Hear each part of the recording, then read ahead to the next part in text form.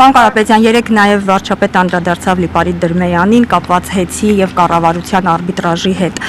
մեղադրելով, որ ասելով, որ ձեր մարդն է եղել այնտեղ։ Ինչու հիմա հիշեց Դրմեյանին։ Ես չգիտեմ ով է մեր մարդը եղել, մեր մարդը մեր հայրենակիցներն են բոլոր հայրենակիցները, ովքեր ունեն պատիվ, ովքեր ունեն կամք իրեն չէ ասելու, բոլորն մենք բոլորս իրար համար կարևոր լավ մարդիկ ենք։ Թող անուն չդնի մարդկանց, այդ մարդիկ յուրաքանչյուր մարդ։ Ես իրա մասին առաջ անգամ լսել եմ, երբ որ իշքան հիշում եմ, հենց նույն երկրի վարչապետը հանդես էր եկել հայտարարությամբ, որ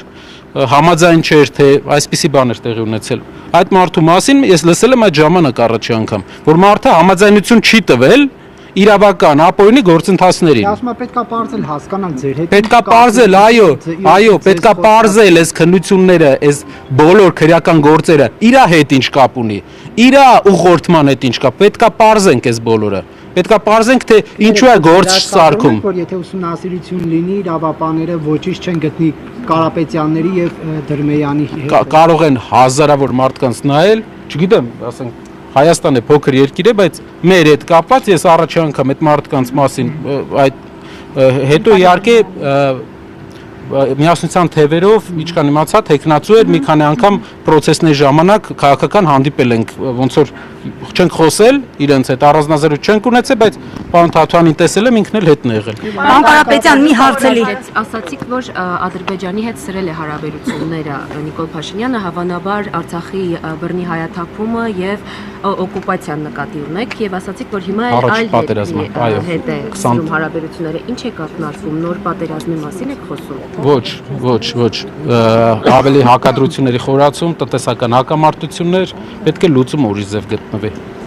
Պատերազմ ոչ։ Պատերազմի ժամանակաշրջանը, ինչպես մենք նախընտրական շրջանում ասել ենք, ավարտվել է։ Պատերազմը թևակողել է այլ փուլ, հակամարտությունը կներեք։ Դա երկրի ներսում իրենք ունենան ազդեցություն հարևան երկիրը։ Մարդ բերեն այստեղ, իրենք ունենան տնտեսական ազդեցություն, շատեր այդտեղ եղել հարևան երկրներում ու տեսել եք թե ինչ տարածաշրջանային տնտեսական ակտիվություն ու ազդեցություններ ունեն հարևան ազգերը։ Չեմ ուզում նշեմ, որպեսզի քաղաքական ինչ-որ միջազգային հարաբերություններին առնչվող խնդրեմ չառաջանա, բայց կողքի երկրներ, որ այցելել եք տուրիստական նպատակներով, հաստատ տեսել եք թե թուրքերը, ադրբեջանցիները ինչ խորությամբ են մտել։ Ինչքան է ներկայությունը, քանի 100,000 մարդ է ապրում արդեն այնտեղ։ Նույն իրավիճակը իրենց պլանավորում են այստեղ։ Հակամարտությունը ունի երկու փուլ։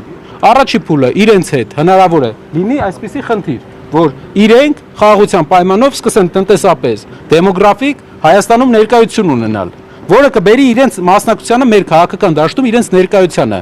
ազդեցության գոտի ձևավորվի Հայաստանը։ Երկրորդը, ինչ վերաբերում է այն երկրին, որի մասին դուք հարցնում եք,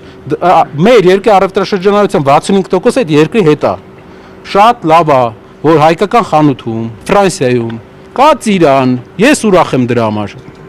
Բայց այդ հայկական խանութի ծիրանի վաճառքը կհերիկի մեր բոլոր գյուղացիներին ապահովելով։ Մարդիկ տաք են դեռ չեն պատկերացնում։ Կա ուրիշ հետևանքներ։ Խնդիրը այն չէ, որ մեկը ճիշտ է, մեկը սխալ։ Խնդիրը այն է, որ պետք է ունենաս ինքնուրույն երկրի վայել քաղաքականություն, բայց լինես էմոցիոնալ կայուն, կարողանաս պայմանավորվես, որովհետև մենք ինքնիշխան երկիր ենք։ Մենք որևէ մեկը մեզ պարտական չէ, մենք որևէ մեկին պարտական չենք։ Պետք է կարողանանք ճիշտ հարաբերություններ ձևավորել։ Պարոն Կարապետյան, քանի որ խոզարկությունը ձեզ առաջադրված այդ մեղադրանքի շրջանակում էր, ի վերջո ինչի համար են ձեզ մեղադրում։ Ինչ են ասում իրավապանները, որտեղ ոչ մի մանրամասն չեն հայտնում։ Կխնդրեի մի քանի մանրամասն ամեն դեպքում ներկայացնել։ Տեսեք, որպեսզի դուք վստահ լինեք, ամեն ամիս ինչ որ բանի մեջ կմեղադրեն։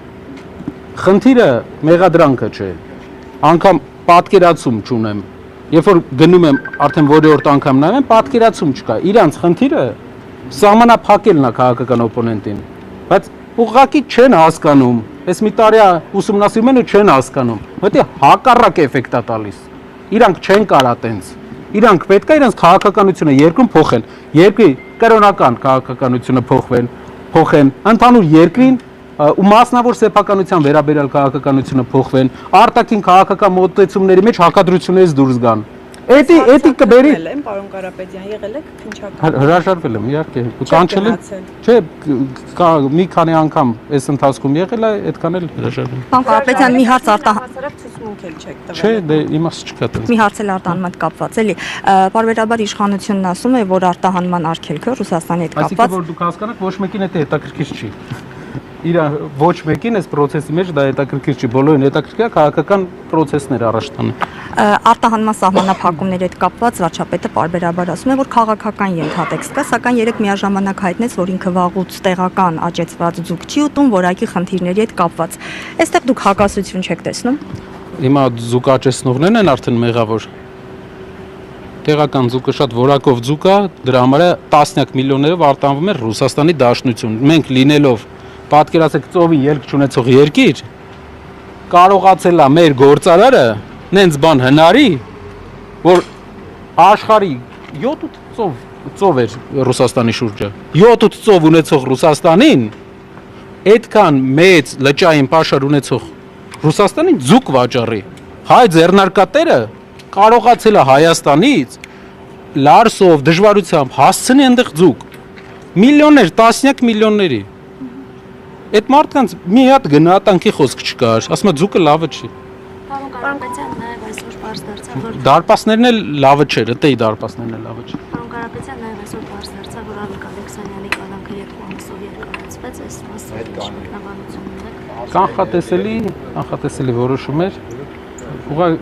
Ալեքսանյանը տրամադրությունը ես գիտեմ, որ շատ բարձր է, ինքը տրամադրված է վերջնական հաղթանակի ու մենք կգնանք վերջնական հաղթանակի։ Իհարկե որպես ընկեր, ոչ միայն ընկեր, ոչ միայն բարեկամ, գաղափարական ընկեր, մենք մտահոգ ենք մեր ընկերոջ համար, բայց ինքը մտահոգ է, որ մենք արդյունքի հասնենք վերջնական։ Պարոն Կարապետյան, քանի որ համարում եք, որ քաղաքական է ձեր շուրջ տեղի ունեցողը, ամեն դեպքում եթե որոշեն ձեզ կալանքի հարցով խորհրդարանում ներկայացնել միջնորդություն եւ որոշում կայացնել այդ մասով, դուք ինչպես եք պատկերացնում արդեն ձեր հետագա գործունեությունը, եթե կալանքի հարց առաջանա, ձեր թիմը ինչպես է անելու խորհրդարանում, դուք ունեք այս մասով ինչ որ ծրագրեր արդեն։ Ուզում են 4 անգամ անել։ Դա կլինի աննախադեպ իրավիճակ, երբ երկրորդ ուժի, հիմնական ընդդիմադիր ուժի առաջին համարին փորձում են սահմանափակել ու բոլորն է գիտեն ինչ նպատակներով, քաղաքական նպատակներով։ Ուզում են մի անգամ, երկու անգամ, երեք անգամ կալանավորել, ինչ ուզում են թող անեն, դա չի ազդելու, հակառակը ազդելու։ Պարոն Կարապետյան, օգոստոսի 2-ի նիստին ներկա լինելու եք։ Այո։ Իսկ Եթե անգամ ասում են կաթողիկոսի ներկայությունը չեն ապահովելու, նույնիսկ այդ պայմաններում կգնանք։ Մենք կհանդիպենք, եթե հնարավորություն ունենանք, վեհապարել այդ օրը, եթե հնարավորություն լինի, ուրախ կլինենք, հանդիպենք վեհապարել։ Իսկ ինչպես եք մեկնաբանում, որ կաթողիկոսին չեն հրավիրում ազգային ժողովի կանոնակարգի համաձայն նիստին։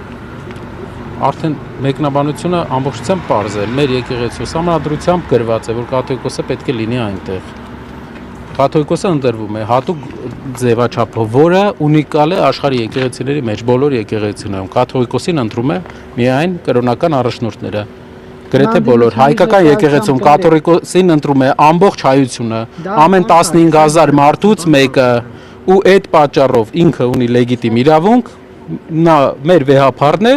ու մի քաղաքական գործիչ իրավունք չունի խառնվելու կաթողիկոսի կամ ընդհանրապես եկեղեցու գործերին, եկեղեցու իրավունքներին։ Ներեք, հիմա երբ որ օրինակ ուժեղ Հայաստանը լինի այնտեղ ներկա արդյոք չի լեգիտիմացնում իշխանության այն որոշումը, որ կաթողիկոսն այնտեղ անելիք չուներ։ Իսկ մարտավարությունը, պարոն Կարապետյան, հիմա խորհրդարանի նախագահ են ընտրելու փոխնախագահներ, հարց ու պատասխան, ելույթներ, թե բոյկոտելու եք այդ մասով, դրանք արդեն ընթացքում, երևի այսօր էլ կսահմանափակվենք այսքանով, դրանք արդեն ընթացքում տեղա կպայենք։ Իսկ քվեարկելու եք կողմ թե ոչ,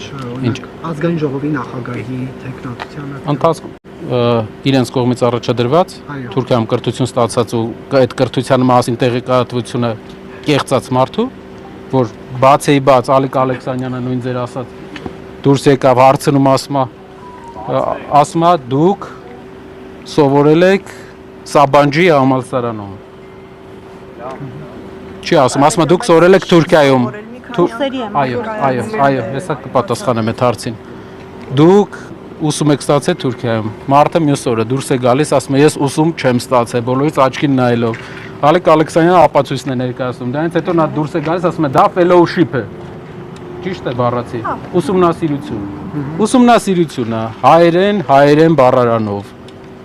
Երբ որ մենք նայում ենք, բացում ենք հայերեն բառարանը, ուսումնասիրությունը, հոմանիշը սովորելն է։ Այդ մարդը գնացել է դաս է ստացել թուրքերից։ Ու դրա մասին ամենավտանգավորը չի ասեմ ես։ Եթե այլ տեխնացու լինի, թող բերեն նային։ Չի ասել ինչ է նկատել, որտեղ կենսագրականում միշտ այդ դրվագը նշված է եղել, այսինքն ձեր թիմակիցը ինչ որ բացահայտում չի արել։ Մեր թիմակիցը այդ օրը հայտարարությունից հետո նա ասաց, որ ես երբեք չեմ սովորել Թուրքիա։ Բանը այդ անձը, ում իրենք առաջադրում են ազգային ժողովի նախագահ։ Նույն օրը կարող եք նայել։ Իսկ Արամ Վարդևանյանն է լինելու ազգային ժողովի փոխնախագահի ձեր։ Դա արդեն խոսենք։ Շատ լավ որցես։